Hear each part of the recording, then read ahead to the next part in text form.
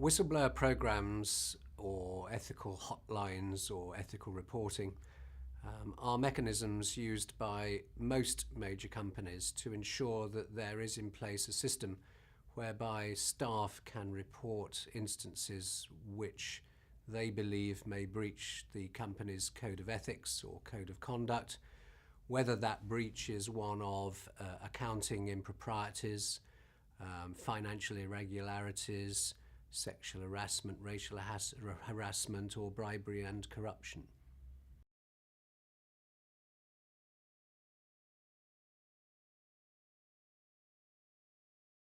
For American companies that are subject to the Security Commission regulations and also Sarbanes-Oxley, which is one of the corporate governance pieces of legislation in the US, for example, under Section 3014 of Sarbanes-Oxley, it is mandatory for businesses to have anonymous, confidential reporting mechanisms, which is what has driven over the last 6 or 7 years the concept of using web reporting or hotline reporting by telephone.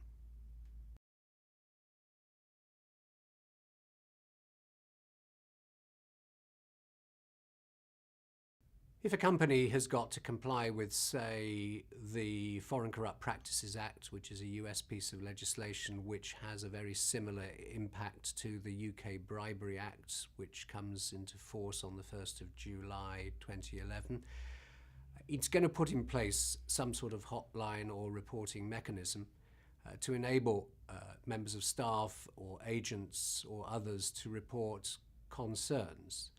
And typically that hotline is either run by the company itself or it's hosted by a third-party provider.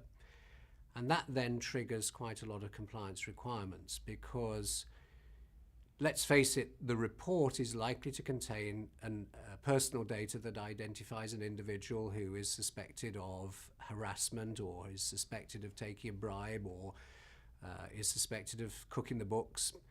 And then personal data comes in as a piece of legislation.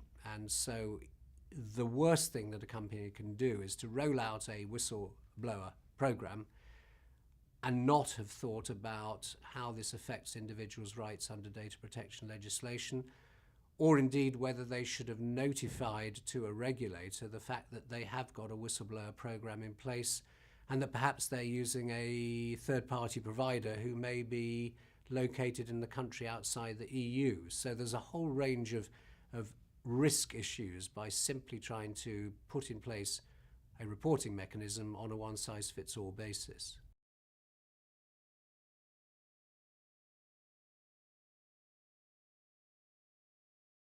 One of the problems that a lot of companies have encountered over the last few years, and particularly there was an example in 2005 which involved McDonald's. McDonald's in France notified the local data protection authority that they were implementing a whistleblower program and said to the CNIL, that's the data protection authority, can we have permission to run a whistleblower hotline to comply with American law? And the CNIL looked long and hard and said no. And the reason that they said no was because the whistleblower hotline did not comply with other aspects of French law. Now, I can think of at least one other company that implemented a whistleblower program, notified the regulator that they had got a program in place and did the job properly, except they'd never notified that they were a data controller of any data in the first place, and thus, by trying to do the right thing, did the wrong thing and triggered a massive investigation. So remember that when you notify a whistleblower hotline in a particular country in Europe where you're required to do so by local law, don't put your head above the parapet unless you've got all of your other data protection compliance in place.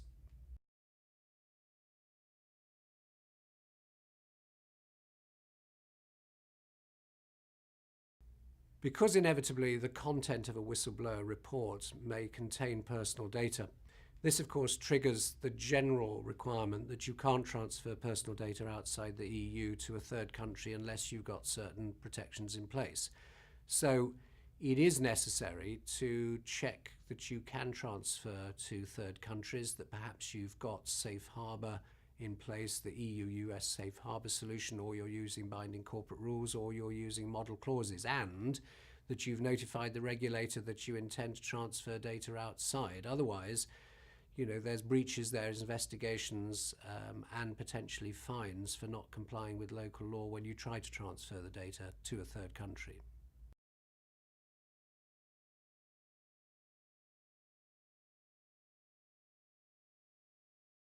Every year there seems to have been a regulator in Europe that has come up with an opinion as to why whistleblower reports aren't necessarily legitimate. So here's some of the examples we've come across. In Spain and Portugal, and to a lesser extent in Finland, even though US law mandates anonymous reporting, you cannot have anonymous reporting in Spain, Portugal, and to a certain extent in Finland. So there's an immediate conflict between US requirements and Spain, Portugal, and Finnish requirements. In, for example, Sweden, you can't report or accept a report against anyone other than a senior officer. So that means that you have to put in a mechanism that prevents reporting against somebody on the shop floor.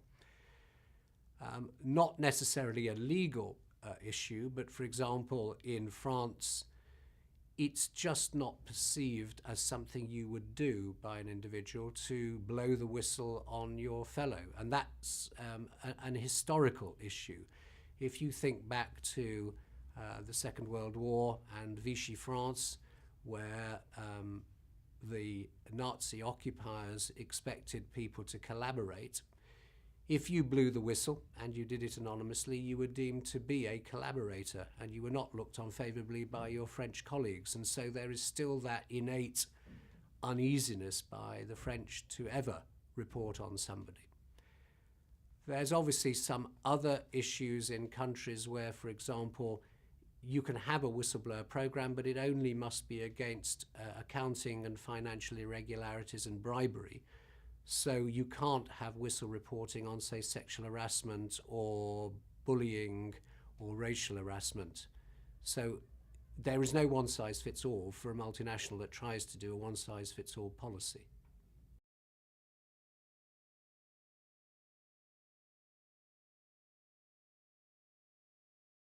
So let's suppose that you rush headlong into putting a whistleblower program in place and you roll out instructions to the staff that they must report using this whistleblower hotline, that they do have the benefit of anonymity, that their details will be kept confidential, that the report will be shared throughout the corporate group. What's the worst that could happen? Well, I suspect that in some countries you're going to find the Works Council will report you to the regulator.